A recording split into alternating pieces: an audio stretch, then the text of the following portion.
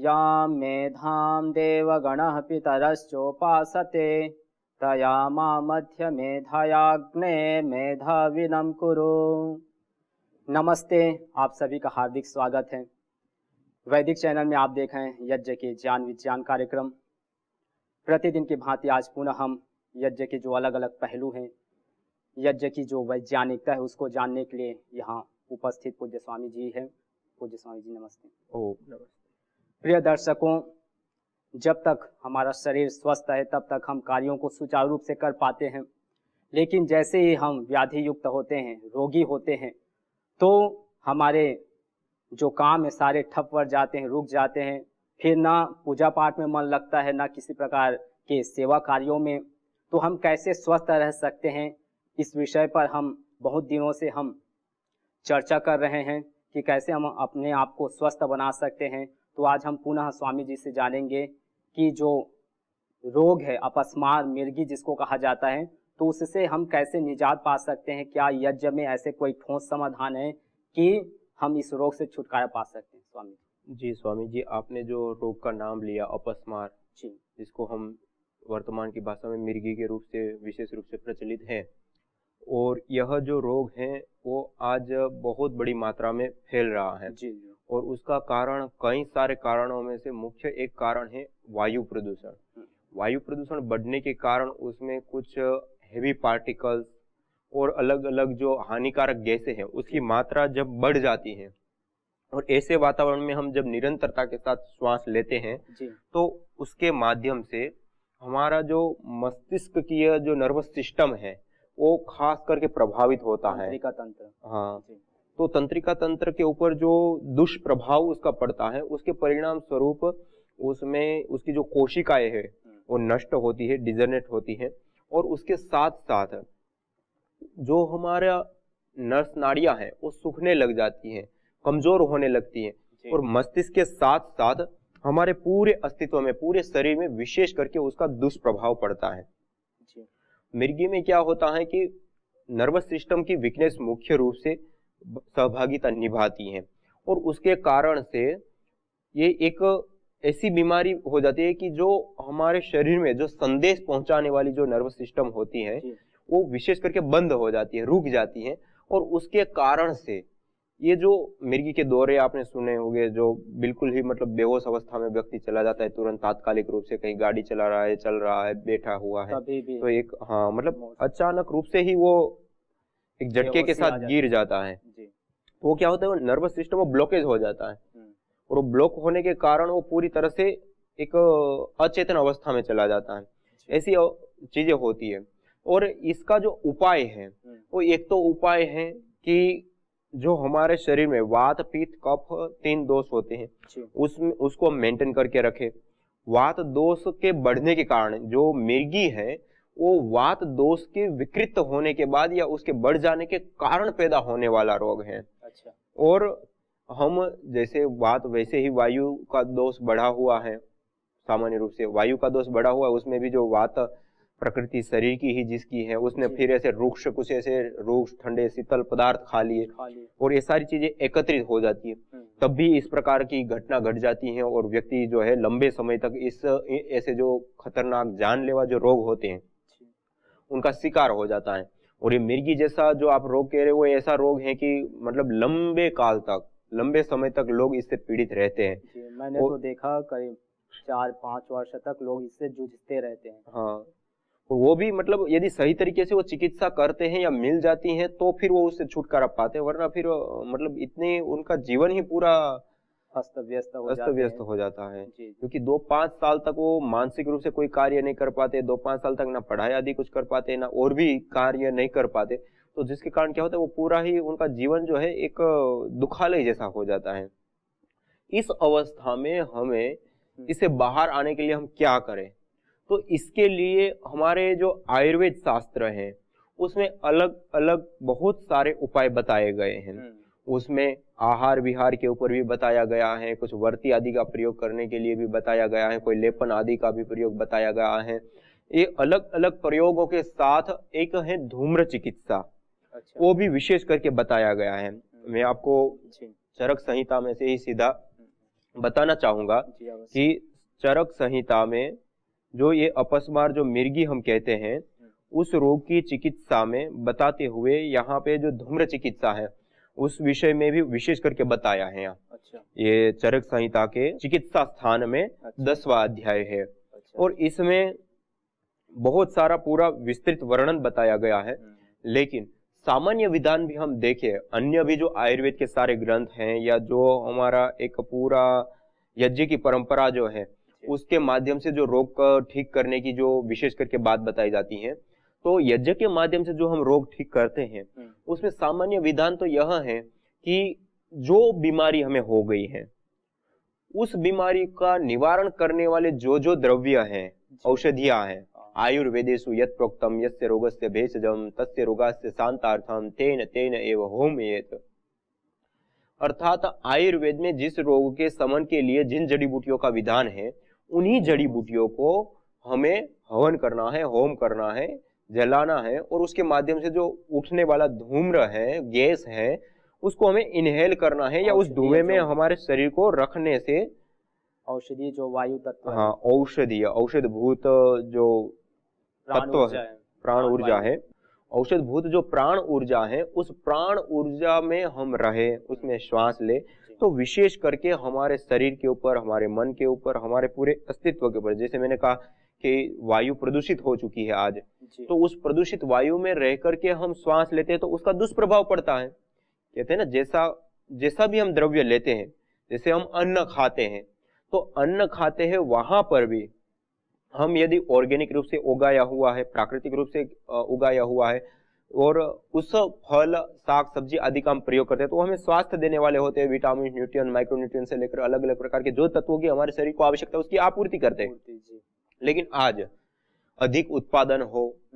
और जल्दी उत्पादन हो, इन सारी चीजों को देख करके, ज्यादा उत्पादन हो, इन सारी चीजों को देखते हुए आज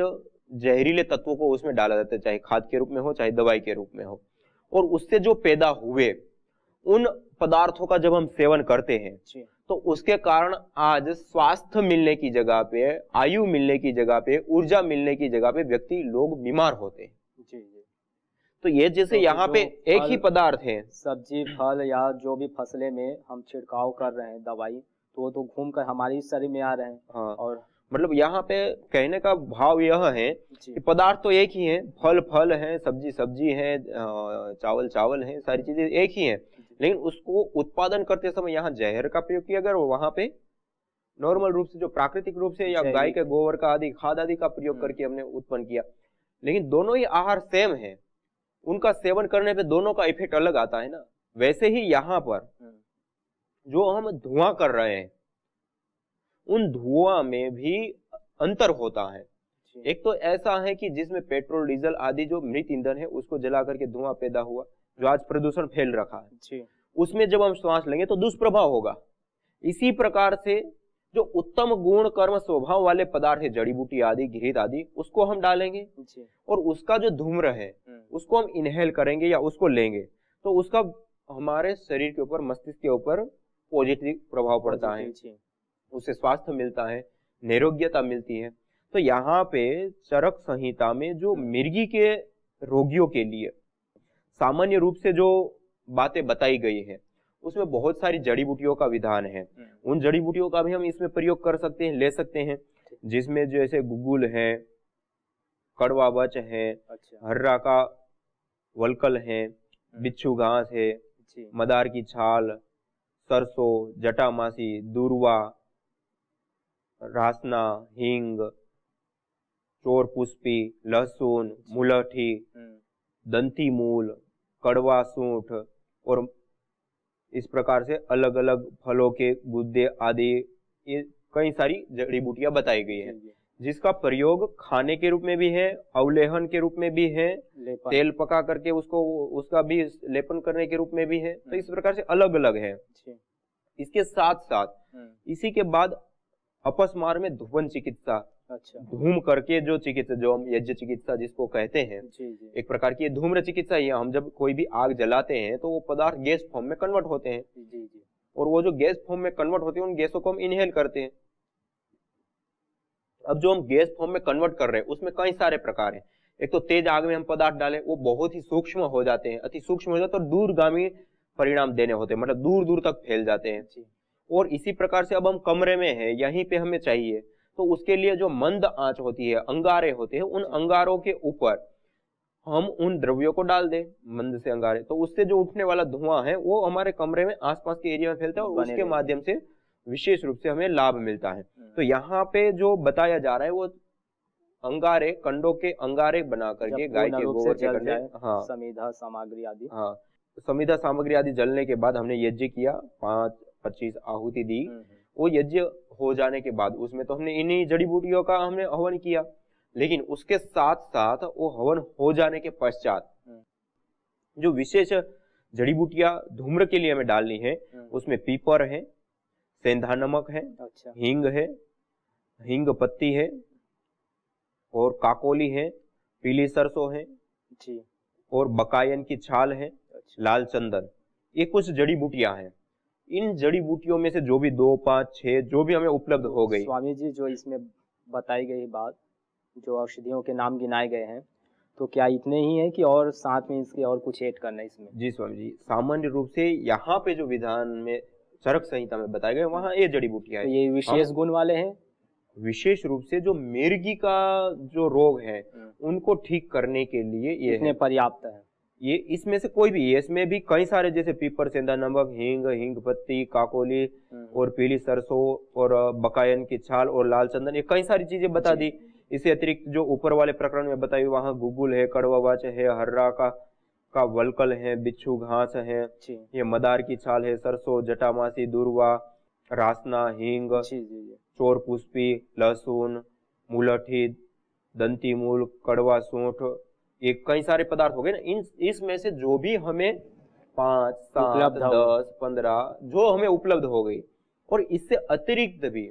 जैसे मालकांगनी है, ब्राह्मी है, शंख पुष्पी है, जो हमारे मस्तिष्क को विशेष रूप से पोषित करने वाली हो, अच्छा, या हमारी मस्तिष्क की कोशिकाओं को स्ट्रॉन्ग बनाने वाली जो भी जड़ी बूटियां हैं, उनका हम प्रयोग आराम से इसमें ले सकते हैं। तो ऐसा नहीं है कि यही जड़ी बूटियां, इससे अतिरिक्त इन गुण कर्म स्वभाव वाली और भी जड़ी बूटियां हो सकती है, और भी हम प्रयोग ले सकते हैं। जैसे अपने श्रद्धेय आचार्य श्री ने जो आयुर्वेद जड़ी बूटी रहस्य पुस्तक 3 भागों में जो विस्तृत रूप से वर्णन दिया है, तो उसको जब हम पढ़ते हैं या देखते हैं तो उसमें बहुत सारा विस्तार पूर्वक इसका डिटेल से किस प्रकार से प्रयोग लेना है वो सारी चीजें बताई है। तो उसमें हम देखेंगे तो और भी हमें ऐसी जड़ी बूटियां प्राप्त हो जाएगी जिसका हम प्रयोग कर सकते हैं। लेकिन उसमें से हम जहां रह रहे हैं उस एरिया में, वहां पे जो सुलभ है हमें उन जड़ी बूटियों को 2, 5, 10, 15 जो भी मिल गई, इन गुण कर्म स्वभाव वाली होनी चाहिए। इसमें से तो कई औषधियां उपलब्ध हो ही जाएंगे आसपास के दुकानों में, पतंजलि स्टोर में भी मिल सकते हैं ये औषधियां? जी स्वामी जी, आराम से। जैसे अपने पतंजलि स्टोर पे वो जाएंगे तो जो मिर्गी अपस्मार के लिए जो क्वाथ दिया जाता है, अच्छा, पीने के लिए, उन्हीं क्वाथ को उनको हवन सामग्री के रूप में प्रयोग करना है, और उसके पश्चात उन्हीं जड़ी बूटियों को थोड़ा सा यज्ञ की अग्नि, यज्ञाग्नि जब शांत हो जाती है, उसके पश्चात थोड़ी मात्रा में उसके ऊपर थोड़ी थोड़ी देर में हल्का हल्का डालते रहे, कि जिससे मंद मंद सी धुनी उठती रहे, और वो मंद मंद सी धुनी वो जो रोगी जिस कमरे में रहता है उसमें वो फैले, तो उससे वो श्वास के माध्यम से हमारे लंग्स तक, लंग्स के माध्यम से रक्त में, रक्त के माध्यम से पूरे शरीर में घुल जाता है और उस बीमारी को ठीक करता है। दूसरा क्या होता है कि मिर्गी की जो बीमारी है वो बीमारी हमारे मस्तिष्क से संबंध विशेष करके रखती है, और हमारे मस्तिष्क के साथ जो संबंध उसका है, क्योंकि मस्तिष्क में साइंस भी ये बात मानता है कि मस्तिष्क की ये जो बीमारियां हैं उनको दूर करने के लिए जो हम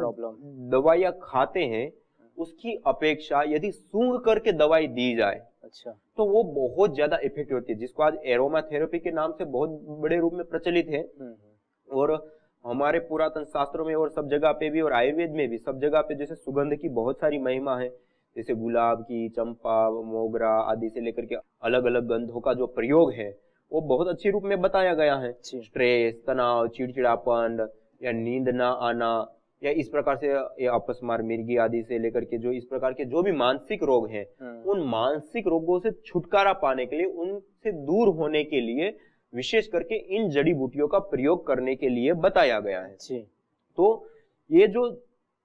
सुगंध होती है, वो सुगंध के माध्यम से भी हम जब सूंघते हैं, नासिका के माध्यम से हम सूंघते हैं, इनहेल करते हैं इन सुगंधों को, तो उससे हमारी जो पिट्यूटरी आदि जो ग्रंथियां होती हैं, जो विशेष प्रकार के हार्मोन्स का स्राव करती हैं, उसके ऊपर इसका सीधा इफेक्ट पड़ता है। अच्छा। और उससे अतिरिक्त और भी बहुत सारा हमारे मस्तिष्क में सिस्टम होता है। तो हम जो श्वास लेते हैं, वो श्वास उस मस्तिष्क की जो कोशिकाएं हैं, वो जो तंत्र है, उस तंत्र को उस रूप में प्रभावित करता है कि वो जो रोग है, जो मस्तिष्कीय रोग है, जो कमजोरी है, जो दोष है, जो विकृति है, उसको आराम से सीधा सीधा दूर कर सकते हैं।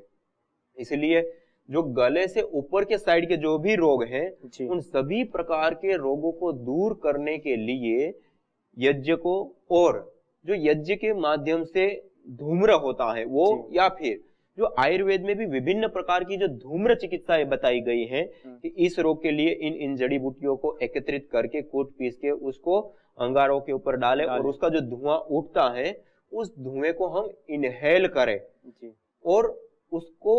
हम धारण करते हैं, तो वो रोग ठीक होता है। तो ये जो विधान है, उसको भी हम यदि विशेष रूप से देखें तो गले से ऊपर के साइड के जो रोग हैं, वो समस्त प्रकार के रोगों को दूर करने के लिए, और पहले से यदि हम करते हैं तो उसको कभी आने ही ना दे। इसलिए आयुर्वेद के सदवृत्त में भी यह विधान है कि स्वस्थ व्यक्ति को हमेशा स्वस्थ रहने के लिए क्या क्या करना चाहिए, तो उसके लिए जो बातें बताई गई, वहां पे धूम्रपान भी लिखा गया है। धूम्रपान अर्थात जो उत्तम उत्तम गुण कर्म स्वभाव वाली जो जड़ी बूटियां है, ब्राह्मी है, शंखपुष्पी है, मालकांगनी है, या इसी प्रकार से जो हमारे अपामार्ग आदि से लेकर के चंदन, जावित्री, जायफल, इलायची, लौंग, तुलसी, या इस प्रकार की जो भी अलग अलग जो जड़ी बूटियां हैं, जो विशेष करके हमारे मस्तिष्क को पोषित करने वाली, विशेष करके हमारे हार्मोन्स को गुड हार्मोन्स में बदलने वाले स्ट्रेस, तनाव, चिड़चिड़ापन आदि को दूर करने वाली, जैसे चंदन आदि को हम जलाते हैं, उसमें परफराल नाम का तत्व होता है। वो जब जलता है और उसको, उसकी जो गंध है, उसको हम इनहेल करते हैं, तो उससे ऐसे गुड हार्मोन्स बनते हैं। तो उसको हमने सोमनस्यकारी बताया है कि वो मन को आह्लादित करने वाली होती है, प्रसन्न करने वाली होती है, स्ट्रेस, तनाव, चिड़चिड़ापन को दूर करने वाली होती है। तो इस प्रकार से ये जो रोग है, उनका इलाज सूंघ करके विशेष करके होता है। तो इसलिए जो अपस्मार है, जो मिर्गी है, उस रोग को भी दूर करने के लिए विशेष करके लाभकारी होता है ये धुआं। स्वामी जी, ये तो आपने बात जो कही, ये शास्त्रीय भाषा हो गई। क्या आप व्यवहार में ऐसे देखते हैं कि यज्ञ से किसी को इस प्रकार से रोगों से छुटकारा मिला हो? जी जी स्वामी जी, निश्चित रूप से। मुंबई में डॉक्टर तारा सिंह जी मीरा रोड के ऊपर वो वैदिक आरोग्य केंद्र चलाते हैं। वो अपने वैदिक आरोग्य केंद्र में किसी भी प्रकार की कोई दवाई नहीं रखते। कोई कहेंगे हॉस्पिटल में जाते हैं, हॉस्पिटल में जाकर के भी कोई दवाई नहीं, एक आश्चर्य लगता है। और वो वास्तव में कोई दवाई नहीं रखते, और वो ये अलग अलग हवन सामग्रियां जो हम बोल रहे हैं, जड़ी बूटियों के नाम, उन सबको मिश्रण करके हवन सामग्री बना करके रखते हैं, और सुबह और शाम दोनों समय वो यज्ञ करते हैं, और उसमें रोगियों को सुबह शाम बुलाते हैं और उसमें बिठाते हैं। और उन्होंने जो चिकित्साएं की, उन चिकित्साओं में अपस्मार, मिर्गी के कई सारे ऐसे केस सामने आए जिनको उन्होंने उसमें बिठाया, और 100% ठीक हुए हैं। और कुछ लोग ऐसे भी हैं जिन्होंने उसके साथ साथ दूसरी जो चिकित्सा वो ले रहे थे, उसके साथ साथ यज्ञ में बैठे। कुछ लोग ऐसे भी थे जो केवल यज्ञ की जो चिकित्सा है उसी चिकित्सा को लिया और बाकी किसी को नहीं लिया, और इस प्रकार से उन्होंने अपने स्वास्थ्य को ठीक कर लिया। और इसी प्रकार से मेरे सामने एक उदाहरण ये भी आया था, गुजरात में राजकोट में जी, राजकोट का एक छोटा सा गांव है,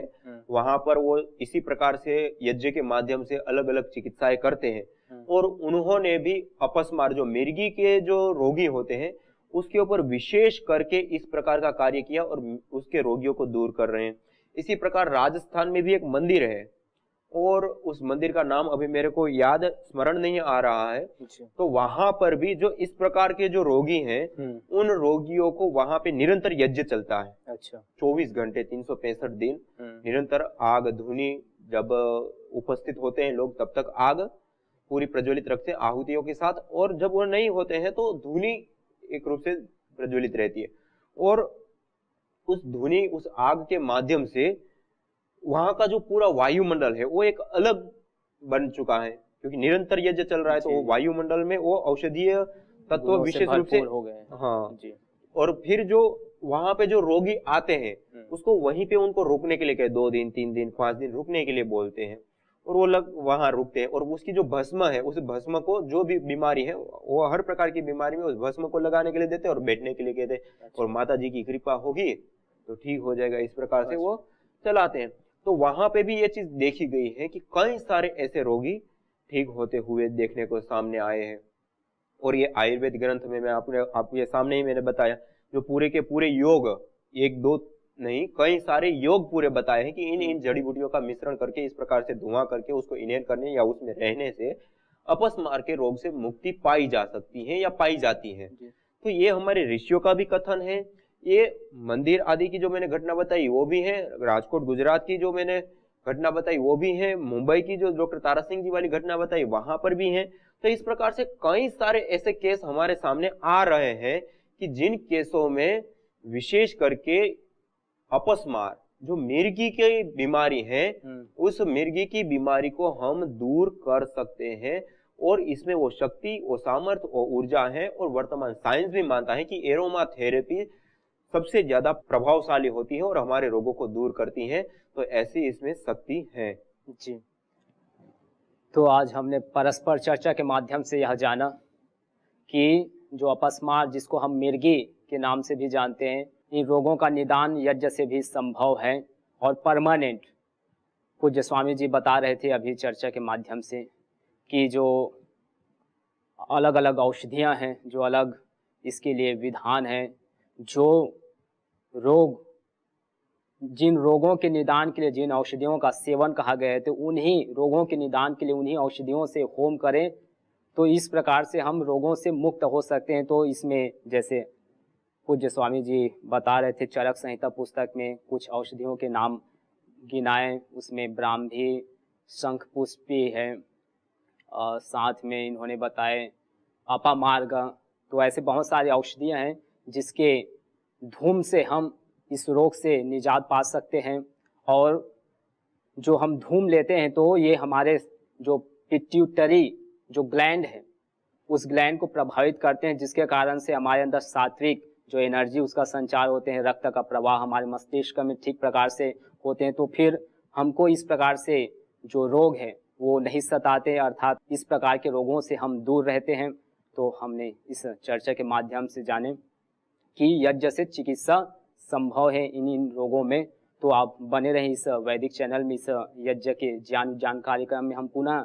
इसी प्रकार से जो नाना प्रकार के विचार हैं, शंकाएं हैं यज्ञ को लेकर, तो हम उसको लेकर प्रस्तुत होते रहेंगे। तब तक के लिए सभी को नमस्ते।